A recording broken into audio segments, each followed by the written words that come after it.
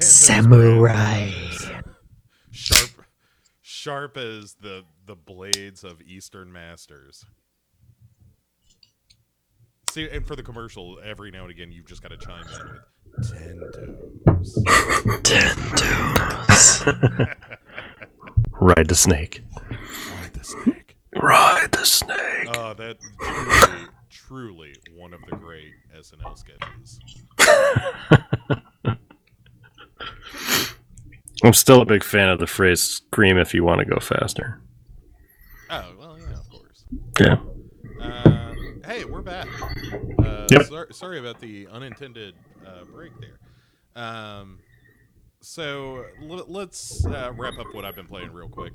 Mafia 3 is what I want to talk about. That is an open world video game where you play a gentleman by the name of Lincoln Clay, who is an African American. Actually, he's not. He's half Dominican, but comes from a New Orleans stand-in. And he returns home from the war, the Vietnam War. This all takes place in 1968.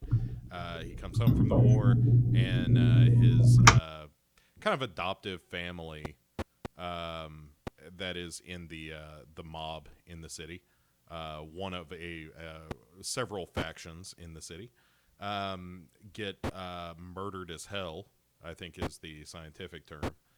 And as a result, Lincoln Clay goes on a journey of revenge and destruction and murder. And that is the game Mafia 3. I kind of love Mafia 3. Or as I like to think of it, Cracker Killer Simulator 2016. We needed one of those. All right. I'll tell you, I didn't realize how much I wanted a game where I just killed racists over and over again. But sounds pretty good. It's real satisfying. You know what I don't like? White people. I'm right there with you, man. And this game, it gives you opportunity again and again to sate that bloodlust. Nice. And I may pick it up just for that. I think I'm sold. Okay, but here's your pros and cons on Mafia 3, folks. The cons are that it is a very repetitive game, because basically you fall into the routine of, hey, there's this faction that I need to eliminate, so there are drug dealers and pimps in the area, and I know this sounds great, and it kind of is, that I need to go basically bust up their operation and kill a couple of low-level bosses, which will bring the higher-level boss out of hiding so you can go kill him. And there are 2, 3, 4 locations at any given time that you can kind of go jack up to make this happen. There's a dollar countdown. Like, if you do so much dollars worth of damage to this dude's business, he'll come out of hiding. Usually it only takes a couple of these locations. I tend to play all of them if I can. Because, again, I like killing white people so much that, it's a grind, but it's a grind I really enjoy. The story is excellent. It is one of my favorite stories of any open world game I've ever played. I like the characters a lot. I like the world that you're in. The fact that you're in this very racist 1968, stand-in for New Orleans. I don't even remember the name of it now. I just think of New Orleans. All that stuff, it feels great. It has the best in-game music of any game I've ever played. Because it's all like, Creedence and the Stones and stuff like that. A lot of soul and R&B and all that. I mean, it's just great. And it plants you in this world in a wonderful way too. Like, driving around or driving to the location where you're about to straight up shove a knife into the chest of a pimp while Mother's Little Helper is playing is kind of great. That's pretty good. Yeah. So, but like I said, there is this problem with repetition in the game. It hasn't burned me out because I enjoy what I'm doing so much that it doesn't feel repetitive to me. I mean, it does, but I don't mind it, and I like the progression of it. And even if I had to do that just to get to the next cutscene, I probably would, even if I wasn't enjoying it as much as I am, because the story is really, really good.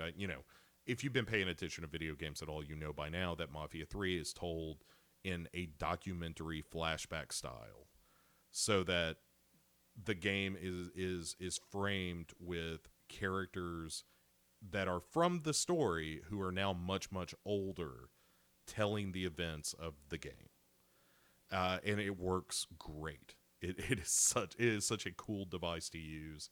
There are a lot of things that this game does that are kind of bold.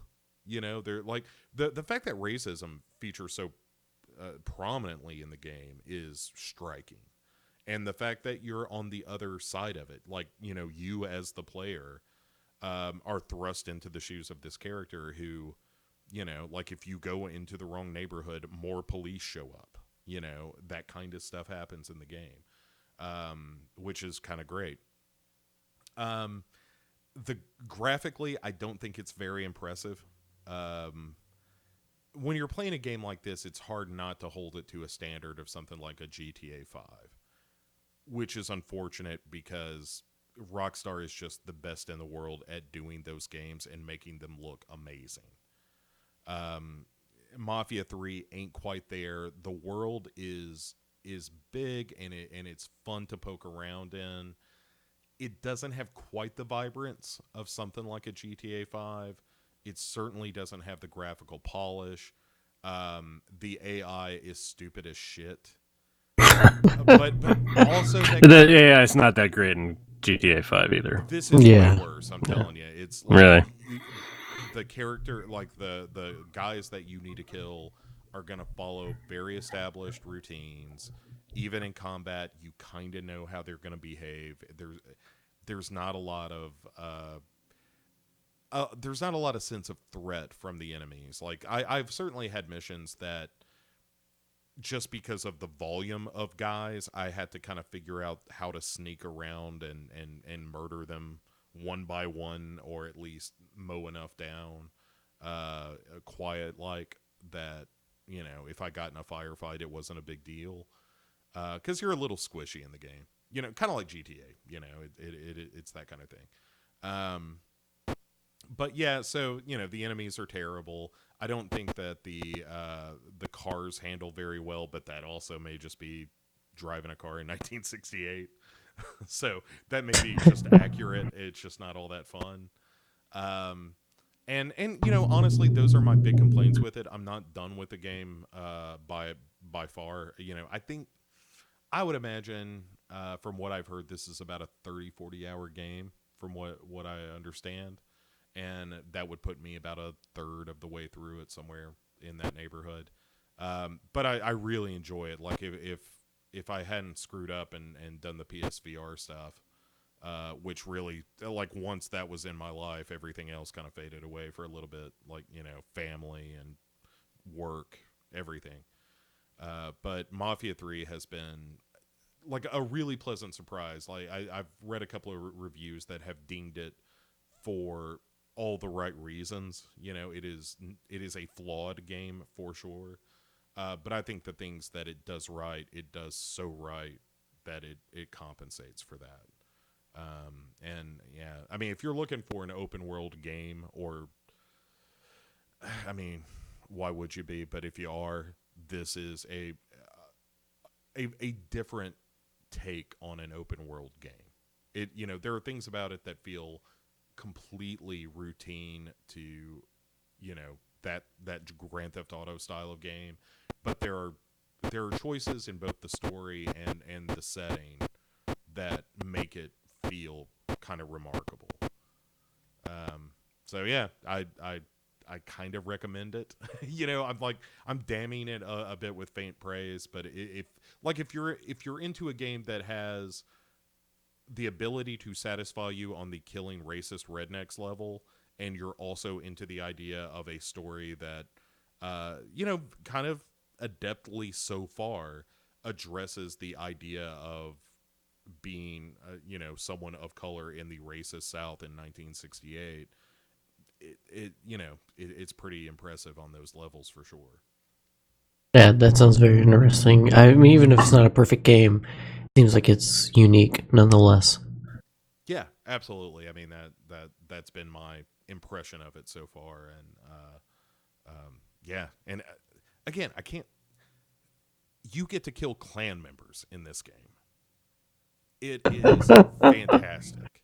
Yeah, that sounds awesome. Yeah, it's really great, and you got these little voodoo doll noisemakers. So because these idiot AIs are just the worst, you just toss one of those in a corner and hurl a Molotov at them. It's great.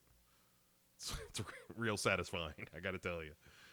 Yeah, the sheets seem like a great idea until all of a sudden there's fire everywhere. Yeah. Yeah. And like the collectibles are kind of dumb. You collect like Playboys from the era and album covers and stuff like that.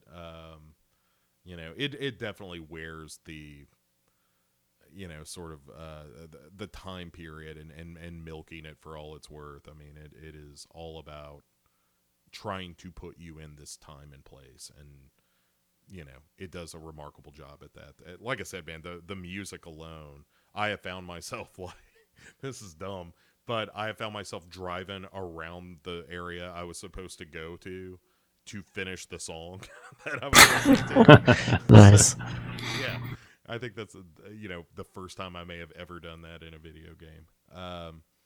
But yeah, so that's what I've been playing. And I guess now, I mean, we normally take our break here, but we've already done that, and it freaks me out. I don't know how to behave.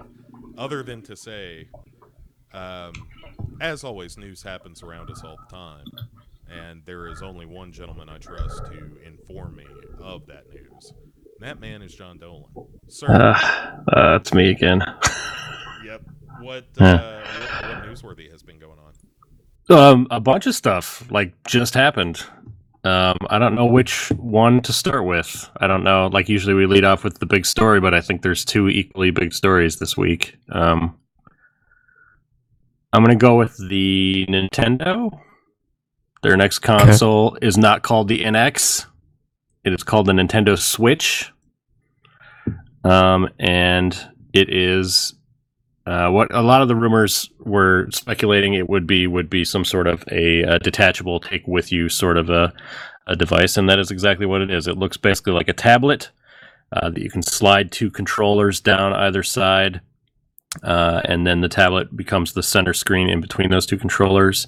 There is a lengthy kind of a trailer for it, I guess, was released today. Like 5 minutes long. Yeah, and it's just kind of a whole bunch of different things being done with this device. There's different games. They showed a bunch of games in the trailer.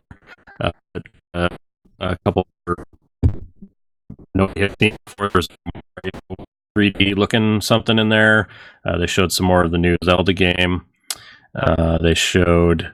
I read an article about how they showed NBA 2K17 and what was the other one? There was another game that they showed in there, Skyrim, and neither of those have actually been announced for the Switch. So who knows what's up with that? I'm assuming those are coming to it if they're showing them. It looks kind of like a cool little device. There's like a base station that hooks up to your TV, and you slide the tablet part into that, and then you can pull the controllers off and use those, or it looks like there's like a bigger, just like a regular controller that you would use. And that the thing they showed in the video was you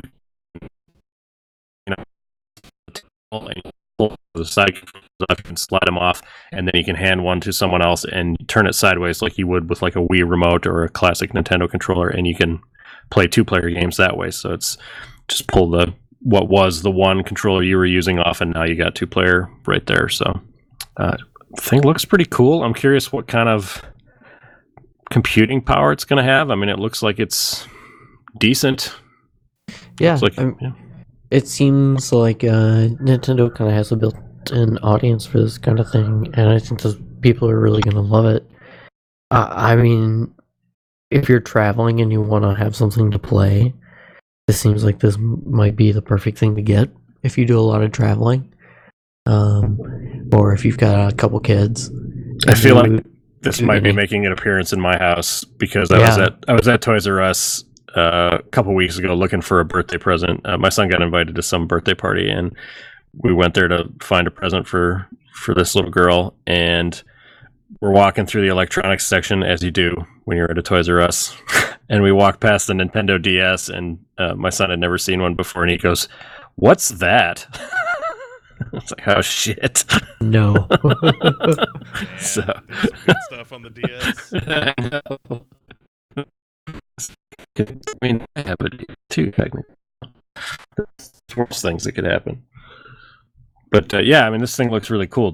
I'm actually surprised how small it is. Like, I didn't think it would be quite so tablety, but it looks pretty teeny. Not teeny, I guess, but it's maybe like a 9-inch tablet, something along those lines. Yeah, I'm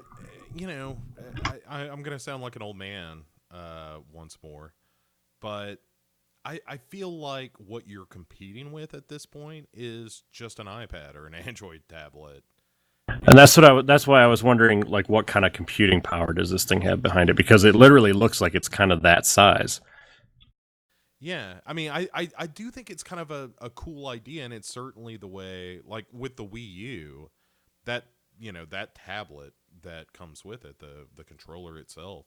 I mean, you can kind of play most of those games just right there on that tablet. I mean, you're still connected to the base, of course, but like they have the size and the screen, and like those screens are real nice and all that. So, like, this is kind of where they've been headed, and certainly the rumors just prove true that yes, it is this hybrid device. I do think it's neat, but it's the same question that you had with Nintendo with the Wii U, which is it just going to be Nintendo games? Are you really going to have third-party support, especially for this kind of unique weirdo controller kind of scheme? And I don't know, like, with the Wii U, they were saying, like, hey, there's going to be all this third-party support, and then that dried up super fast when that console didn't sell all that well.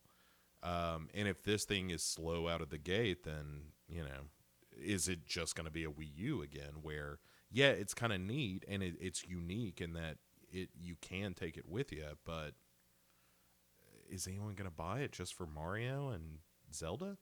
I mean, some people, sure, but they should go real dark with the ad campaign. Like, they should, their catchphrase should be, "You can take it with you." I like it. Go across the ethereal plane. That's how fucking smart this thing is. Right. Nintendo Switch, why be binary? Go That's right. The LGBT market. It could go any direction. Yeah. Well, Yeah. It's a Switch. All this stuff seemed cool. Like that 5-minute ad that they ran for it, other than the like Coliseum devoted to Splatoon. Yeah. Right. I know. People cheering because they were all going to play some Splatoon. No. That game seems fine, but Yeah, it looks neat, but no. There's not going to be it's not 6,000 people watching it and cheering rabidly. Right. Let's all be honest with ourselves. Splatoon is, a billiards club at best. Sorry. I think the big news with this thing is that it's coming out in March, so that is not far away. And I could totally be talked into getting one. Don't kid yourself. You told me that what's 5 is coming out on that thing. Yeah, what's the competition as far as, like, it can also be a handheld tablets? That's it. Like the with the PlayStation, the Vita? That thing's dead. Like nobody's making games for it anymore. Which is a shame because that's a really nice piece of hardware. Yeah, it seemed cool. I just never. I had a PSP, which I really liked. It needed dual thumbsticks on it, but that's what you get with the Vita.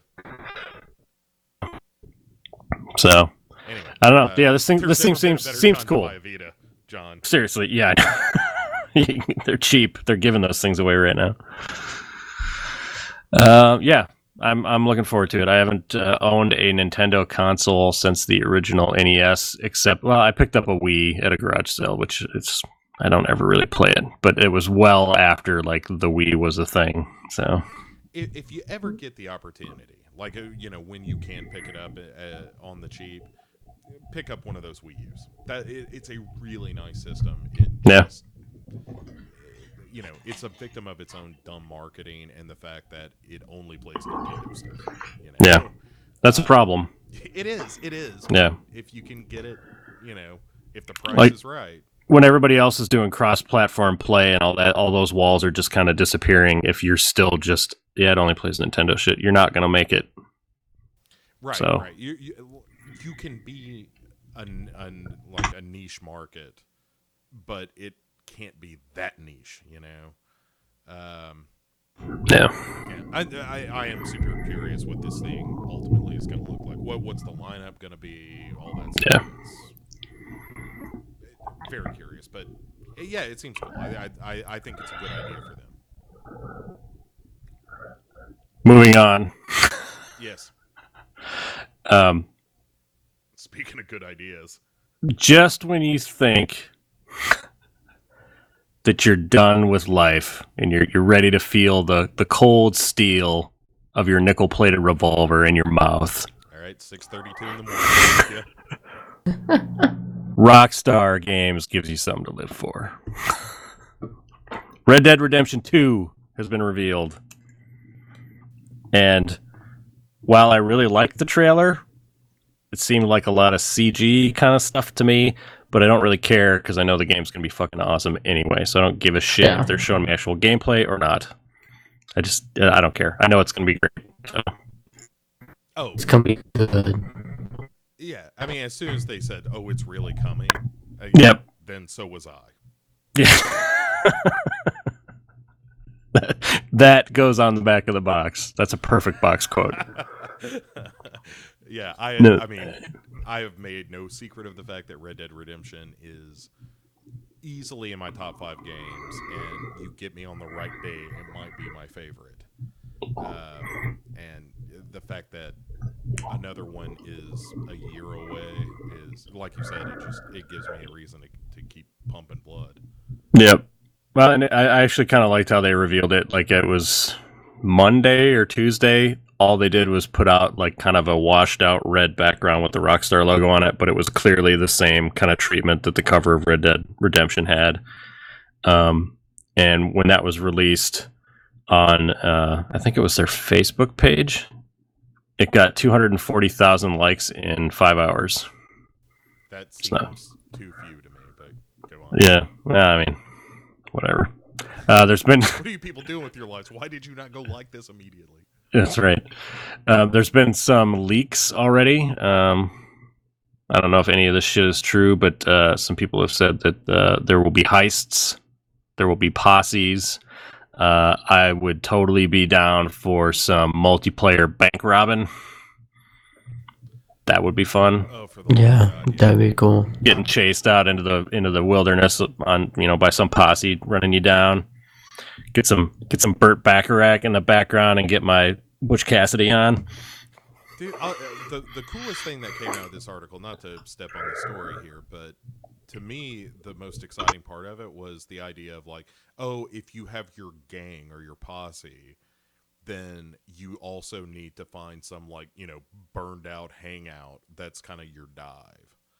And, I thought that was that was really cool. I mean, I know GTA Online's doing that with your apartment and all that, but the idea of having, your gang secret hideout in the, maybe not Old West. They were kind of talking about the Midwest, but that seems great to me. Like, I'm a Western fan in general, and there's so few great Western video games, and man, if they get this right, holy crap.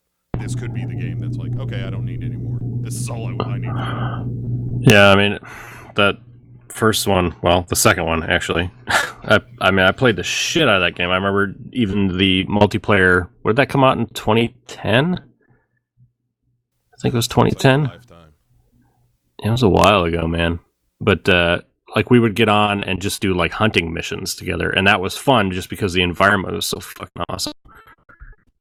So there's so much potential with all the advancements they've made with GTA Online, and they're obviously just going to be able to kind of plug and play a lot of that back end shit right into this. Like they've already got it working. It was kind of a sketchy launch for that stuff, but it's like every time I've checked in lately on it, it's fine. And still evolving.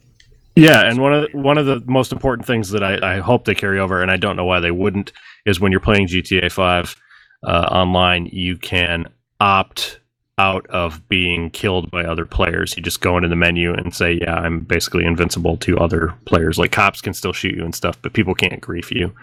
So you could still be in, like basically it's like turning on, if you're playing a racing game against people and you make your cars into ghost cars so you can't bump each other, you all still get to race together, but it makes it just a little more pleasant.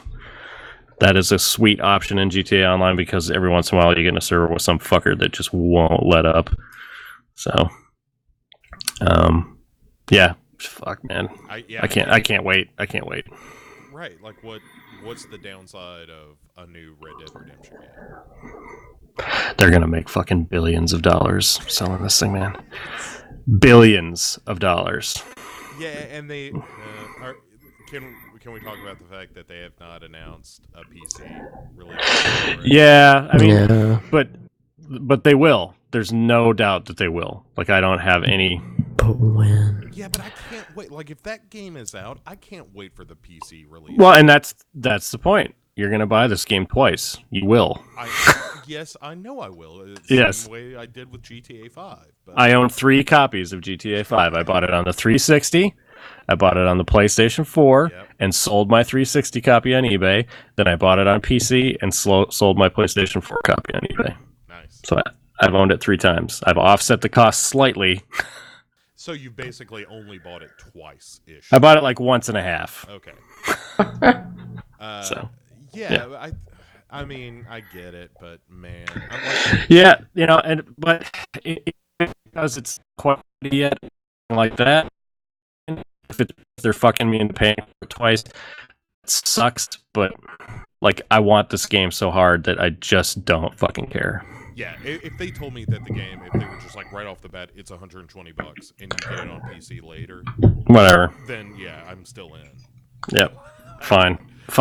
And what, you're gonna give me a PC version too? No, and we'll be guilty of setting that as a precedent, which will continue for the rest of our lives in the video game industry, where they just fuck us a little bit more. But for this game, I just don't care. See, that's the old kind of John Dolan ranting we've been missing around here. Yeah, I as we've said, I can't wait. I can't wait to play with you guys online. I can't wait to see what this story is. I kind of don't even care. Like the story in Red Dead Redemption is really, really good. I really like it. Yeah, but it would have been shit without how awesome that game played. Yeah, and just the environments and the sandbox they create. The fact that there was an achievement for tying up a lady and putting her on railroad tracks. That's all you need to know about that game. Well, and I'm really anxious to see, in 7 years, last game, variety and of side missions and shit like that. Because I mean, we just talked about it not too long ago. Show where just like a guy got my wife and you're trying to like hang her. Like those side things were super cool. Or the one where the stagecoach was turned over and the woman says, "Oh, the driver's dead. You got to help us." And then they all pull their guns out and try to rob you. Like all that shit was cool. And I just want that to be, more dense and more varied. I really hope that because that stuff is the stuff that really brings that world alive for me. I really want to see a lot of that. Also, a next-gen Undead Nightmare 2. Oh, man. I kind of want that. That would be so cool. Yeah. Like, they don't... All they have to do is just reskin it like they did with Undead Nightmare. Totally fine. You don't have to do anything new or original. I don't need that. If you want to, fine. But and with like with GTA Online, they do crazy shit sometimes. Like just for a weekend, they made it was it last Christmas? They made it snow for the entire, like for a week in the game, so everything was covered with snow in the game.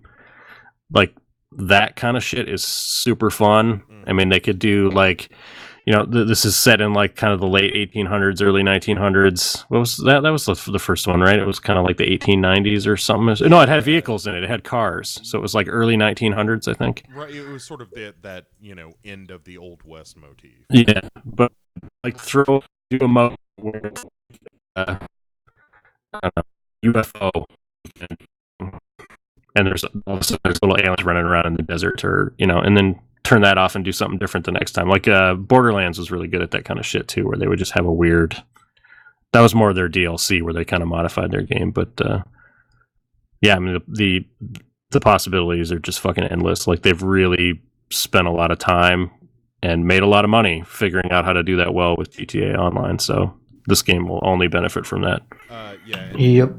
I'm sorry, not to cut you off there, Justin. Just a quick note that power listener Joseph Petrucciello had a comment for later in the show, but it only seems fitting to mention it now. He just was reiterating what we are all saying of like, Rockstar, take your time and get this right. If you got to push it, push it. Yeah, no, it's fine. It's fine. Now that I know it's coming, I'm okay. So, yep. Justin, I'm sorry. What were you saying? No, I was just gonna agree. Oh, that's right. You were correct to do so.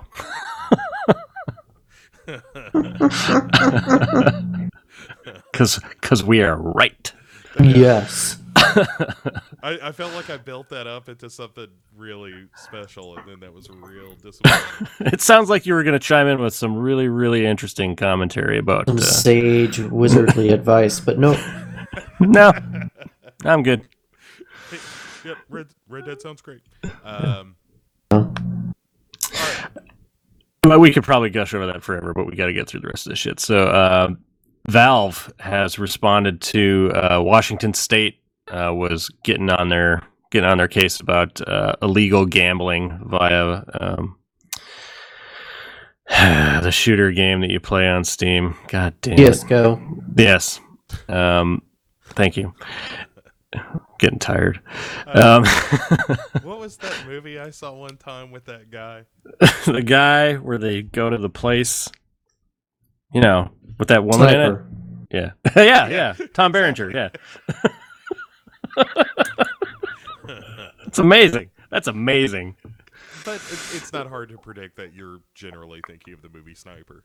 I mean, pretty much, it's going to be something with Tom Berenger in it every time. Right. So that's the through line. It's not just Sniper. It's Berenger's oeuvre. Or Billy Zane. It's one of the two. Is it Major League or The Phantom? Only John knows. Titanic. Oh wow, I forgot he was in that. Yeah, right. That. I know some Billy Zane movies. Zoolander. Trying to do. Yeah. Valve responded to so the Washington State actually sued Valve, or is suing Valve, accusing them of supporting illegal gambling activity. And Valve said, no, we're not. And we can go to court if you want. And it's kind of what we predicted. They basically just called their bluff. And their response was actually pretty good. I want to read it here if I can find it. The operation of Steam and CS:GO is lawful under Washington law, Valve said in a statement to Eurogamer. We were surprised and disappointed that the Commission chose to publicly accuse Valve of illegal activity and threaten our employees with criminal charges. There is no factual or legal support for these accusations. They went on to say, Valve has no business relationship with such gambling sites. Whoops. I hit the wrong button. And indeed, they can come into existence, operate, and go out of existence without Valve's knowledge. There's a quote. This is the part that I thought was pretty good. We do not understand the legal or factual reasoning supporting this position from the Commissioner's letter or from our conversations with the Commission. We are also unsure of how you propose we do this. If there's a specific criminal statute or regulation you believe Valve is violating, please provide a citation. We are not aware of any such law that Steam or our games are violating. Steam has some really good lawyers. So. Well, they're not making games, so. they gotta spend that money on something. They're playing lawyer game is what they're playing. They're playing Lawyer a game. dangerous game, or at least Lawyer Life 3. That's what it is. Yeah, I mean, that's interesting. I'm going to jump to, I didn't put it next to it here in the list, but somewhat related is, where is it? CCP, maker of, what the fuck is it? I know it's on this list. Yeah, I saw it earlier. I thought. Where did I put it? Maker of EVE Online has banned any form of gambling in EVE Online. And that was like a huge thing, right? Yeah, so what's interesting, here it is. The interesting thing about it was online gambling has played a part in kind of making the game world itself in EVE, just get turned on its head recently, because people who were running these casinos were funding giant offensives in the game. So the fact that they had these gambling sites made it possible for them to influence in-game events, which was really, really interesting. So CCP has started banning players. They've taken away all of their money and all of their assets in the game, and basically just said, we're not going to put up with the shit at all. I think obviously they're getting a whiff of the what's going on with Valve and the CSGO shit, and they just said, fuck this, we don't even want to go down this road. But in EVE fashion, even this is kind of like a meta part of EVE Online now, because for the first time, there's actually so the people who had all of their ISK and all of their ships and everything taken away because they were affiliated with these gambling sites have vowed, where is it? Let me just read it. We're working hard to recover your accounts as well as your ISK. This is a statement from the guys who ran the casino. You might also want to try asking CCP for your ISK back to see how quickly they deny you. We are being completely cover your ISK for you. We'll do this as I talked about a real world lawsuit because of fake money that was generated in a video game and then exported out of that video game into a real casino where you could gamble with fake money from a video game and then put that fake money that you earned in a real casino back into the video game and buy stuff. And it's so weird.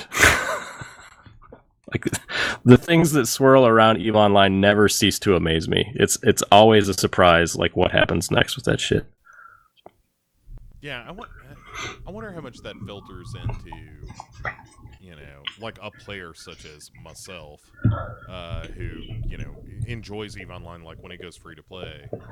I really do want to kind of get into some of Yeah, and that's the interesting thing about that game is, like, at a base level, it probably won't affect you at all, other than a rising or falling economy. Like, there will be hiccups because of this. Like, there will be way less money in the game, or there will be this valley in like the number of attacks or something that happens because now all this money's not pouring in from these guys who are doing that basically just to settle an in-game beef between two factions in the game.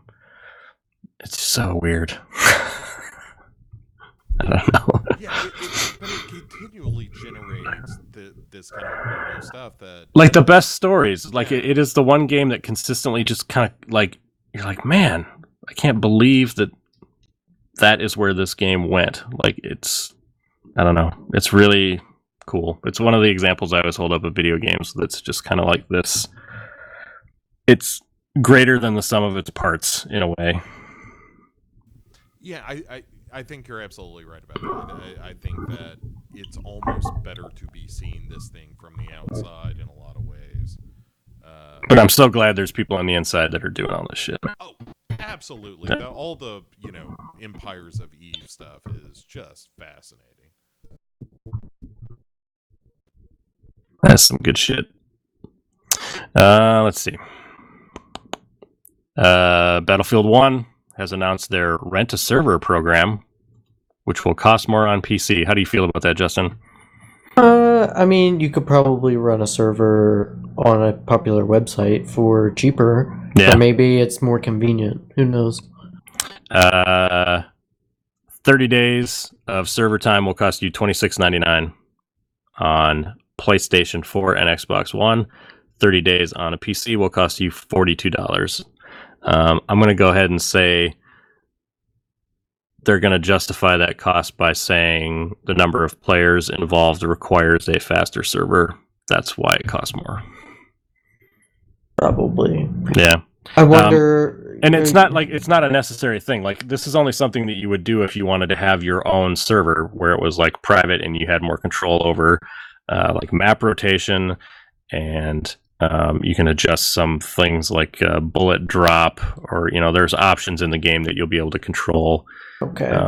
That kind of basic stuff. It's not like you can completely mod it out and do whatever you want. I'm sure because it's Battlefield, they will have some pretty crazy options that you'll be able to adjust. But it's totally not necessary that you pay to run your own server. Like, you can just play on the servers that they're hosting, and whatever. That's been fine so far for me. Yeah, so it's an interesting option. And actually, I have a follow-up question for Justin. So, would you ever consider renting server space? Because those are probably still EA servers, right? Ultimately? Yeah, they're probably just EA servers, yeah. So I would imagine. And like John was describing, it's not a level of control where you can. It doesn't sound like where you can inject your own crazy mods and stuff like that. Like, is there an option to run that kind of crazy pants server, or is it strictly like, no, if you're playing this game, like you got. It does. I mean, they do advertise that they have dedicated servers, and that being that to me that would mean that I should be able to download some server files and run a server, and not have to buy it direct from them. Now, whether or not that's still pretty locked down, that's another story. It's probably still locked down. It's EA. I'm certain that it's locked down. You probably have to install Origin and install it through Origin somehow. Yeah, I mean, they may have some third-party suppliers that will kick some money back to EA, and EA doesn't have to have the headache of actually having a server farm somewhere. I mean, why not? It's just more money in their pocket. Right. Yeah. Sure, but, yeah. Kind of their EA branded server or whatever, Yeah. It seems like kind of a bummer because, some of the fun of, like, not that Battlefield 1 is Unreal Tournament, but what made Unreal Tournament so great was the crazy stuff you could do to it. And, yeah, it'd be fun to see what you could cook up in Battlefield 1. Oh, yeah, you could do some wild stuff. Doom has added a free update, which adds arcade mode. And essentially what that is the campaign missions are kind of, they use the word streamlined, but you are running through it, and instead of just completing the campaign, you get like scores are popping up on the screen, and it's basically a leaderboard hunt. But one of the cool options is that they just give you all the weapons and all the upgrades, so you're just like a complete badass right from the get-go, and you're basically just playing through Doom for points, and they throw way more enemies at you, and I read somewhere the word bloodbath, and that sounded fucking great. So that sounds like fun. And it's free. If you own the game, you get that shit for free. So I'm gonna definitely check that out when it hits. Now that I'm a newly minted fire, I don't know. Doom.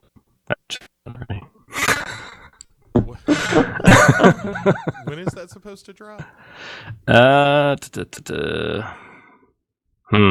That would be a great piece of information to have right at this moment without having to while you're looking stall. for that, let me drop a couple of other truth bombs on you. October 27th. 1 week. That was quick. Go get some of that shit. All right, truth bombs. What do you got? Red Dead Redemption arrived May 18th, 2010, Mm, and was set in the year of our Lord 1911. okay. So, sorry. That's the truth. Truth bomb. Truth bomb. Boom. You got truthed. That should be our new motto. Just got shotted right in the face. Big old steamy shot.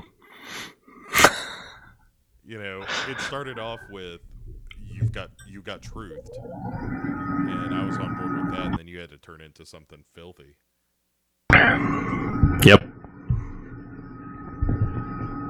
Yep. Hey, voice actors that work in video games feel like they're being mistreated and they're going to go on strike. Apparently, have you heard about this? You know about this? Anyone? Yeah. Good for them. Yeah, I mean, so it sounds like some of their demands actually make sense. I had never really considered a lot of this type of stuff, but one of the things that they are complaining about is that they should get extra pay and have more breaks when they're doing voiceover recording that is particularly hard on their voice. The best example I could think of would be like Mark Hamill doing the Joker in the Batman games. Because I think if I tried to do that with my voice, I would have laryngitis for like a month after doing that. So they are trying to, their union is going to strike because they want, or another example is if they're doing motion capture with some voiceover work that they're doing. They actually want to capture the actor. And some of that stuff involves, like cable stunts and those kinds of things. So they want basically hazard pay for doing that kind of shit, just like a regular actor would get. So I don't really think, it doesn't seem like they're asking for anything outrageous. But apparently they're not getting what they want. So 21st of October, tomorrow, as of the date of this recording, they are planning to strike. So there won't be, games will go back to being silent, apparently, as when they started, silent video games.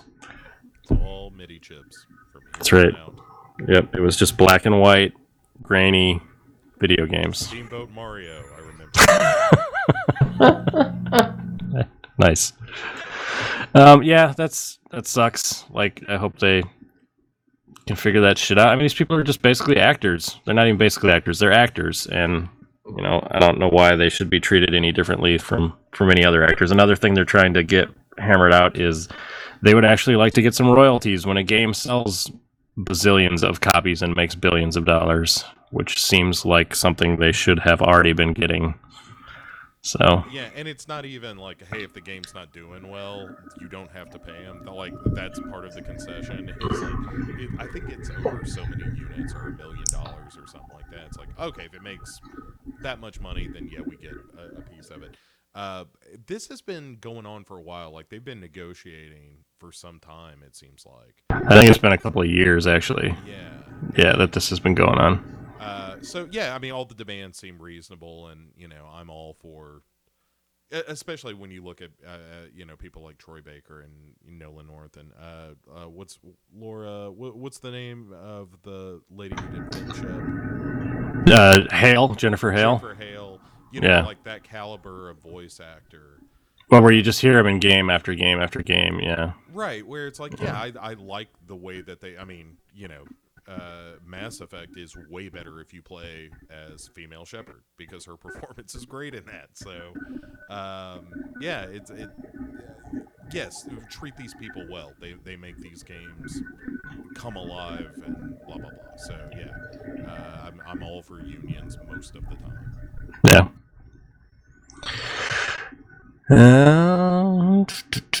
A game that I played a little bit on PS4 called Dead Star. It was actually one of their free games of the month last winter, I think. It's kind of it's like a space shooter, but it's got some kind of MOBA hooks to it. They are shutting off multiplayer. A little weird because they've been for about 7 months. This is the same studio that just released the game Recore, which kind of had a lukewarm reception. Like, it's totally not on my radar. It was before, and then I saw some footage and reviews of that, and so apparently that studio is having some trouble. They are not like it's what is the name of this studio? Armature.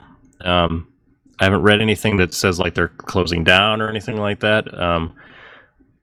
But this game shutting down after only being out for just a little over half a year, that's bad news. Yeah, that's no good. For download, just for the writing of this article, which was October 18th, you could still play it. I haven't been on to check to see if it was still there. It's something I would actually play with my son on like Saturday morning. We'd get up and just kind of do some space shooting, and it had like a cool top-down kind of isometric look to it. But yeah, that's a bummer. Like, it was like a pretty nice product. Like, the game was put together really well, and it was pretty fun, and it just didn't catch. So, where's this? Steam Spy shows its total players at under 4,000, and Dead Star most recently boasted a concurrent player peak of 1 on Steam. Almost feels like you need more than that to play.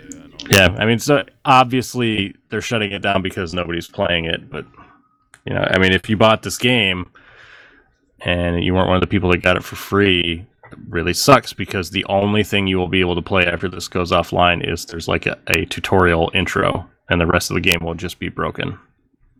So that sucks. And then therein lies the problem of online only multiplayer. So. In related news, I had just become aware of Smash and Grab recently and thought it looked pretty cool. It was in early release on Steam, and now it is no longer available for purchase. And the company that was making it, United Front Games, has closed. They did a free weekend for this just a couple of weeks ago, last week. And apparently it was pretty successful, and then all of a sudden it was just gone. Huh. Yeah. The devil ever pulled. Yeah. Yeah, that seems either really shady or really unfortunate. I'm just not sure which it is. Yeah, I don't know. I don't know what other games these guys have done. But I mean, the idea of like, hey, we're going to have this free weekend to get people into the game, and then just like a week or two later, it's gone. Yeah, it's very like there must have been some extremely tumultuous financial problems going on behind the scenes. But I mean, I don't recall something like this happening kind of at the speed before. And certainly unannounced like that. It's not like, like if you heard this about Battleborn or something. Yeah, it would be like, all right, well, that game. Yeah, I mean, that's been on a slide for a while, Right. But yeah, so this one's different from the Dead Star. This game has only been on Steam for a month. And it's I have to wonder if a month ago, didn't you know that whatever caused this problem was already a problem? Like, you have to have. I don't know. I'm really interested in the backstory of like why did this come out if that was possible that it would only be out for a month, and I don't know. Could you? All right. So, could you buy it during the free weekend? You could, right? Yeah. That's that feels like a cash grab. Yeah, play for free and pick up the game for 15% off. So, but I mean, the name of the game is Smash and Grab. It's you know what you're getting into. Fucking suckers. Yeah. All right. Well done. But yeah, it did seem kind of cool. It, like what I saw of the game seemed like it might be kind of fun to play. Yeah. So, and I don't know a whole lot about it, but it was. Yeah, it's gone now. So put that out of your mind. Can't have it. All right. Yep. It's gone.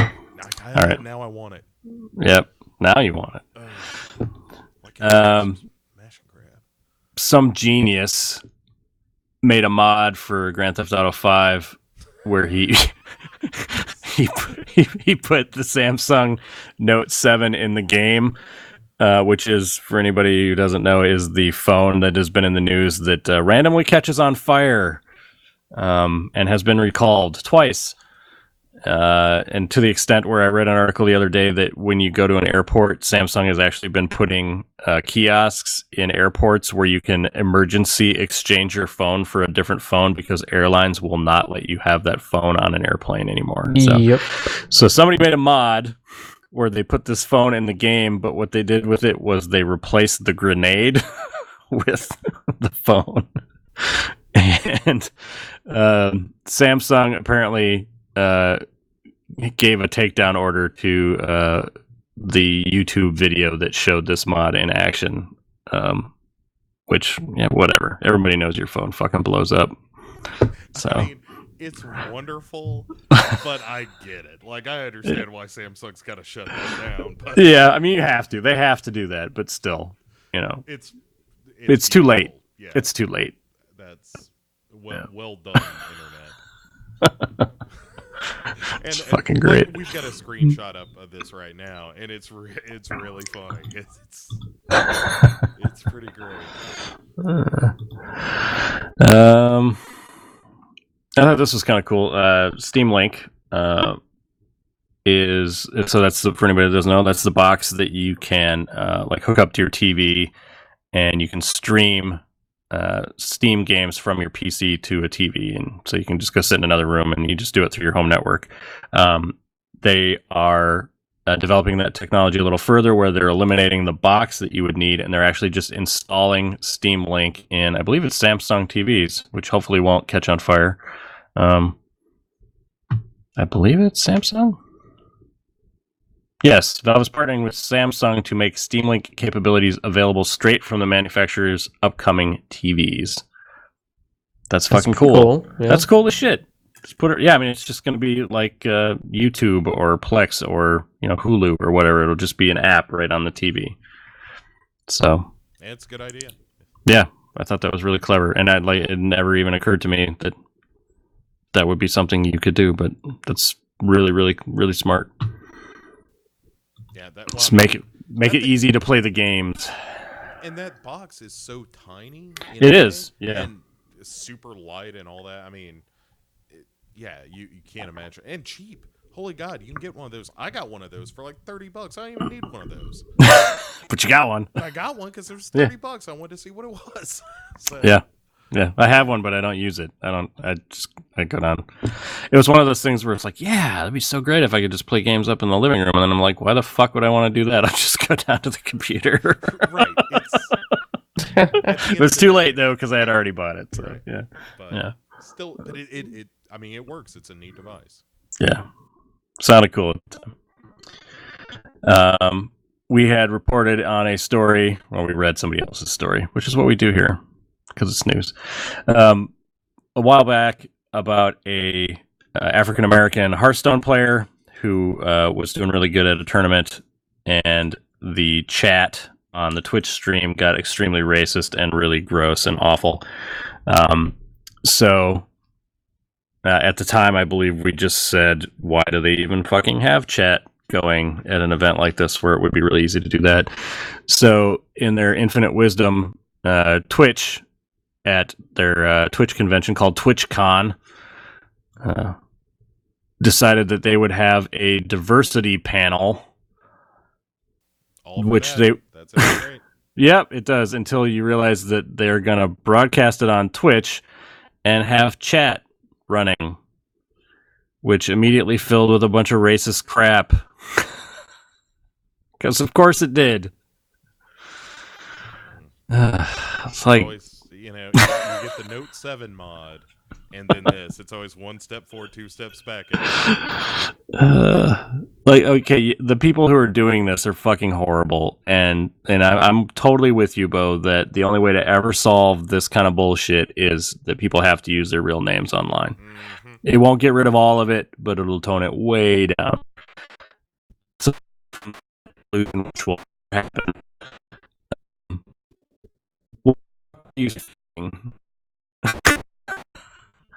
How did you not see this coming? For real though. Yeah, it's just, and apparently, like, if you read the article, I found this on Polygon. TwitchCon diversity panel deluged with racist chat. A lot of these guys are just like, yeah, I mean, I actually knew that. Like, a lot of these guys are like pretty famous Twitch streamers and gamers, and several of them were kind of quoted as saying, yeah, I mean, I knew this would happen. I didn't think it would be this bad. And the mods in the chat, they were actually kind of ready for it, and they did do a pretty good job of deleting a lot of it. There's no way to keep it when it's really. But I don't know. Do you need the chat on for that? I don't know. Sure I mean, I see the value of trying to take questions from the community or something like that, but well, and I guess that's kind of like probably one of the reasons that people are on Twitch in the first place is because it's interactive. So I understand why you don't want to turn it off, but maybe for that event you have a little foresight and think, let's just make this a presentation instead of an interactive event. You know? Yeah, but in a weird way, it almost proves the need for a panel like this. That is the response to it. You know? Yeah. Yep. So people on the internet are horrible. And people everywhere are horrible, John. Pretty much, yeah. They just get away with it. People. They get away with it a lot more on, no shit. I'm glad we went Sartre on this. Yeah. Yeah. You said you ordered touch controllers, right? Oh, I did say that. Yeah. Those suckers are coming out in December. Is that correct? That's correct. $199 for those babies. They are. Those things look awesome. Yeah. Yeah, they do. Yep. Sorry, go ahead. Well, I was just gonna say, plus with the news of them kind of adapting possibly another device to emulate room scale a bit better. Yes. Has me real excited about maybe. Oh, they have to. They have to do that. Yeah. They've got to stay competitive in the market, and Facebook has a lot of money in this. They're not going to go quietly. So yeah. Did you guys see the Facebook? It was the kind of the Oculus. I forget what the event. Oh, the Oculus Connect event where Mark Zuckerberg got out on stage and they gave a live demo of like their social VR app. Yeah, it was kind of creepy. Yeah, I just don't understand. Like, you can talk to people. They have almost like kind of a Nintendo Wii. What's the thing called? The Mii, where it's like your little cartoon character, or like your I can't remember what they're called on Xbox. Your avatar. Your avatar, yes. And you can like talk to people virtually. Like, that stuff always looks cool, but I always compare it to, like, I've had Skype now for years, but I never ever make video calls because I don't want to look at people when I'm talking to them on the phone. Yeah, I'm with you. Yeah. I really want to be talking to them on the phone. Yeah, so I just don't, like, this is cool, but I don't, like, I just don't see the use case for it. I don't know. When you gamify it, I guess, if you're playing online poker and everybody's sitting around the table, or if you're playing a game of chess virtually and you actually are picking up the pieces and you're sitting like that, board game night in virtual reality sounds like kind of a cool application for something like that. But like our design meeting is gonna be virtual today. Ugh. Yeah, that's just no. Oh, God. Hey man, I got stuff to do. Maybe I don't got time need this job anymore. Because this sucks.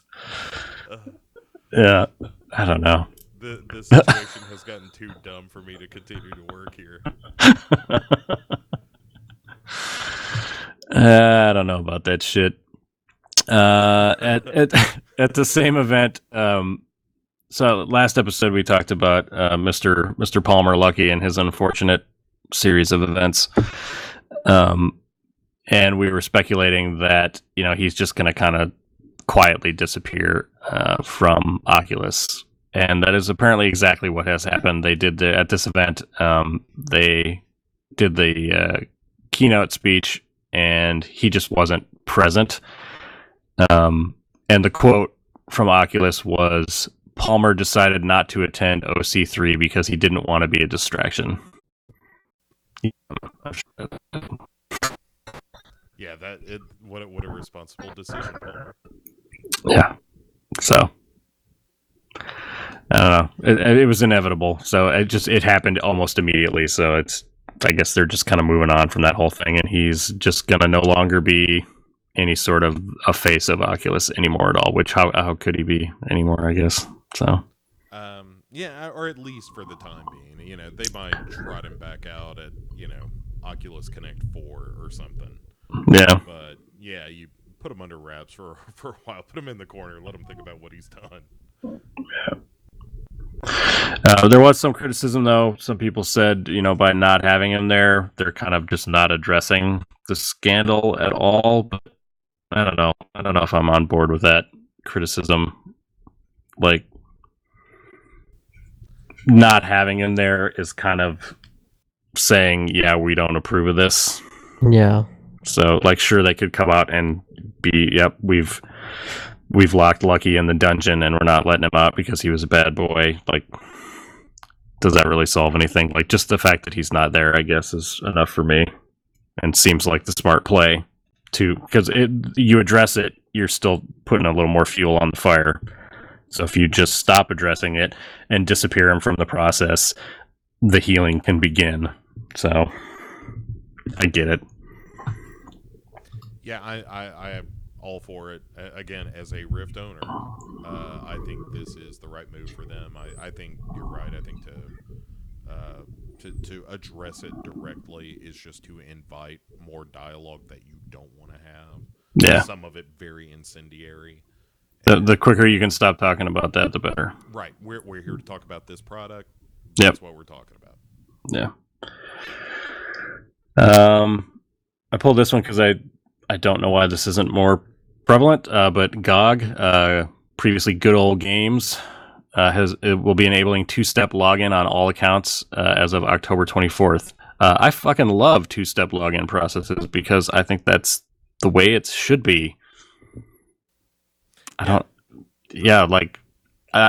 hesitate to use services that don't have a two-step login process now. Yes. Because it's way too fucking easy to just crack your password. So, kudos to GOG for protecting my games. They're be a DRM free and protecting them all at the same time. That's right. You gotta love those guys. I should buy more stuff from GOG. I've got a few things there. We should call GOG more. Haven't talked to Siri, GOG in a while. make a note. Set appointment. GOG and I Call- are having lunch. Can you just call GOG for me and tell them I said hi? Text. Don't call. Text. Yeah. I don't really want to get... Look, GOG's good, but sometimes it's all about GOG. Dictated but not read. And what's the GOG Galaxy? That's actually a really nice service. That shit works really good too. Mm-hmm. I actually like that one. It's not bad. Yeah. Our final news story. I know everybody's so sad that we're at the end. This is some cool ass shit. I'm a huge fan of the game Inside that came out this year, and there was a story on Polygon. The headline is Inside soundtrack came from within an actual human skull, which is kind of funny and double meaning because somebody composed it. So yes, the music came from in his head.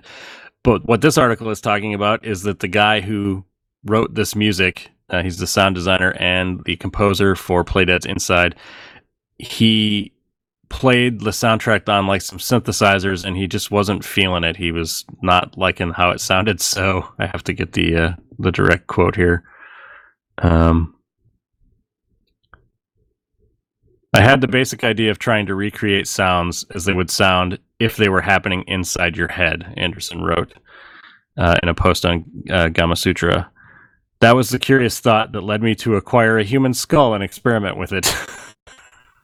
So, I think you kind of breezed over the human skull part. So what he did was he put speakers and microphones inside of a human skull to simulate that the music was happening inside of a human skull, and he re-recorded it. And if you go to this article, is this one that has it? No, there's another one. So the one on Polygon has a little more information, but there's another. Where is this one linked? Rock Paper Shotgun has one. Inside sound was recorded through a human skull. That actually has a couple of links in it that go to SoundCloud, and it has like a before. It's inside original track before skull, inside original track after skull, and you can hear the difference of just putting it inside of a real human skull and recording it, and it gives us this really airy sound effect. It's I don't know, it's really cool. It just kind of adds a little something to it, but I just fucking love that. Like, it's so perfect for that game too, and ever so slightly metal. Yeah. Yeah. So there's another quote that's really good here. I gotta find it.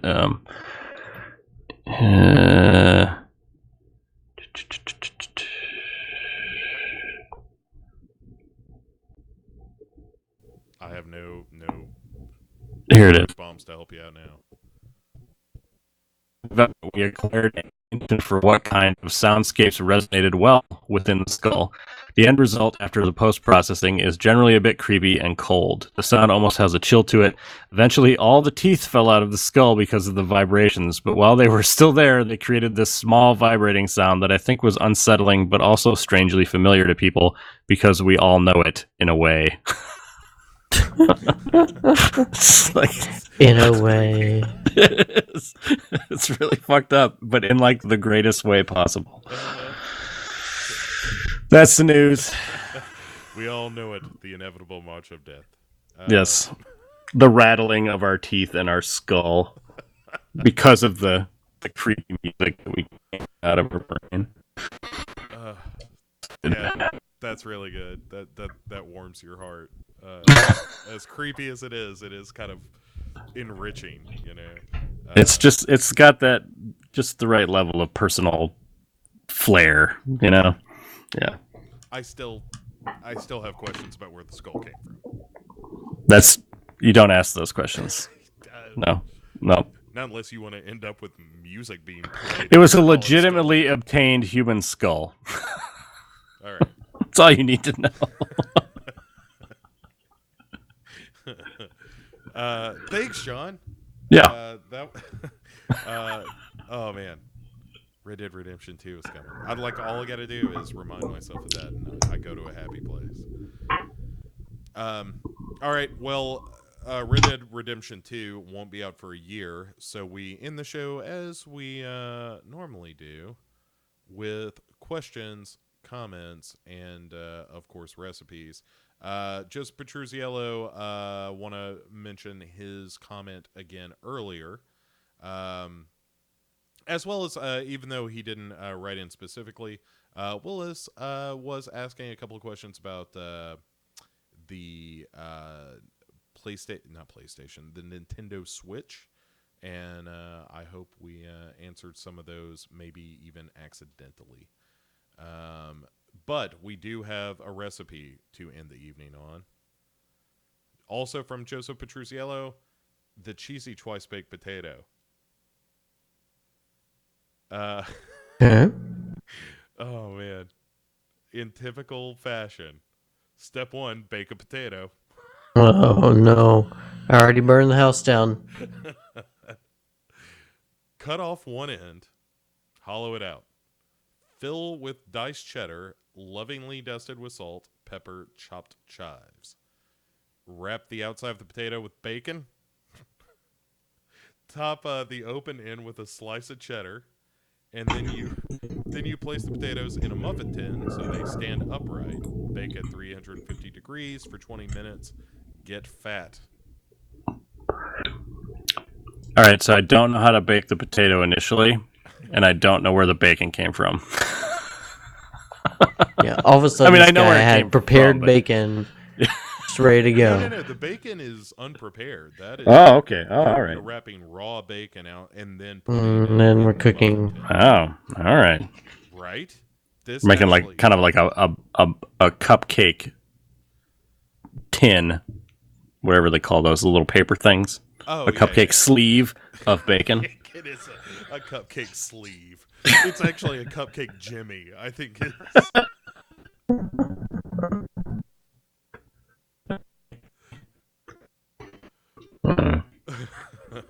That's all I got. All right. Thanks for the recipe. That actually sounds like a good game. It does, yeah. Yeah. Kind of thing. And Get Fat is right. Holy shit! It's just potato, cheese, and bacon. A little salt and pepper and chives to kind of even things out. Yeah, all that sounds good. Need some nacho cheese on top. You think so? Over the cheddar? Yeah, and like a donut. Smash a donut on top of it. Wait, and stay with me on this. How about you have your potato, you put it within the donut hole. If you got to hollow a little out, then so be it. No. Then you wrap all of that in bacon. Ooh. And then you flash fry. Syrup on top, or Syrup or gummy bears, whatever. Like Powdered sugar. powdered sugar. Yeah. A little cinnamon. Raspberries. Your fancy. Yeah. All in our special Hey Fat Ass line of consumer products. Chase it with a Bloody Mary and you're in business. Here at Get Fat. Sounds good. You would have to be a little bit drunk to eat that. Hell. Not a lot. Just, you got a drink in you. I'll eat it right now. I don't need any drinks. All right. I'm not scared. I said corrected. I may die, but, it's fine. Yeah, you want to treat yourself like that when Red Dead's a year out? That's true. I should start taking care of myself. I know. I'm eating nothing but salads now. In preparation for Red. Well, because I know I'm going to be on my fat ass, the rest of my life once it comes out. I might as well. Whatever living I'm going to do, I got to do it between now and Red Dead 2. I'm going to need like a 3 or 4 month buffer after that game comes out. I've got a Red Dead 2 bucket list. Here are the things that need to happen. Meet a girl. Yeah. 1, buy bucket. Right. 2, fill with food. That's my slop bucket. You're going for the authentic Red Dead experience. You'll have a nice trough, be good. People didn't eat from troughs just because it was the Old West. The horses did. No, for your horse. You got to have a trough for your horse. So now I got to get a horse? Yeah. I mean, you going to do this right or not? God, this game is getting so expensive. I got to buy it for the PC. I got to get it for the PS4. I got to get a horse. What are you doing this weekend? I got to go pick up a load of hay to feed my fucking horse for my goddamn video game. That's the pre-order bonus. Need a truck. I got to get a trailer. You've always wanted a pony. You want to play some Red Dead Online this weekend? No, man, I'm building a barn. I can't afford to. You know how much stabling this thing costs? Although it would, cut down on travel expenses because now you got a horse. You don't have to. That's true. Everywhere. And life would just be better. Riding a horse to work down I-70. Oh man, how long would you last? Not long. Oh, that would be a hell of a thing to see in Baltimore, just riding down the streets on my horse. Be good shit. All right, let's wrap this up. This feels like the wheels have really come off. Every time. We will conclude with what we're going to be playing in the coming week. Justin, how about you? Battlefield 1 for sure. Definitely gonna keep playing that. Hopefully Dolan and I will be able to get together with Wade and play some of that and get some of that recorded. Excellent. Mr. Dolan, how about yourself? I hope to follow Justin around in Battlefield 1. Yeah. So he can take care of all the bad guys for me. Are you medic? Are you support? He's just better at it than I am. Fair enough. He's got a couple of days on me too, so he's got real world experience. That unlocks in 25 minutes. Right now, I'm not going to have time to play it tonight, but I also picked up Civilization 6, which unlocks in 25 minutes as well. Wow. Oh, I'm real curious how that is. Yeah, I bought that. There was a deal on Green Man Gaming where if you bought Civ 6, you got a coupon, which dropped Battlefield 1 down to $37. So it's not a bad deal. All right. So I got me 2 new games that I can play in 24 minutes. Oh, you're not sleeping tonight. I have to. I'm coming down with a fucking cold, man. I gotta go to sleep. You show that cold who's boss. That's right. You get in there. You face some mustard gas, son. I'm gonna go nuke Gandhi. That'll make me feel better. Yeah. Well, always does. Yeah. If he doesn't nuke you first, it's the weird thing about Gandhi. Yeah, what was the AI solution for that? It's peace is achieved through having nuclear weapons ahead of through hellfire. Yes. Yeah. So yeah, I'm just gonna be rocking a little bit more of the PSVR stuff. That stuff's really doing it for me. And back to Mafia 3. Again, the story in that game is so good. I cannot wait to kind of see what happens next. It really is kind of a potboiler story of revenge and killing racists. I don't know if I mentioned that, but you can kill crackers in that game. Nice. And yeah, it's God, the game. It's so flawed, but so good. All right, everyone. Thank you so much for listening as always. And if you haven't been, you ought to drop by the iTunes. Give us a rating and review over there. That does help raise the profile of the show. But nothing, anything is better than you just telling people that like video games that you have a podcast that you enjoy and point them in our direction. And then we will quickly push them away. So, but thanks for trying. That's the important thing. It's the thought that counts. Also, you can find more information over at sdfgaming.com with links to the Facebook page and Twitter, as well as the Twitch streams and videos and some reviews and all kinds of stuff over there on sdfgaming.com. So drop on by, pay us a visit. And all that's left to do is to thank my co-host once again for being the most fun people to talk to about video games. Thank you, guys. Thanks, Bo. Tanto.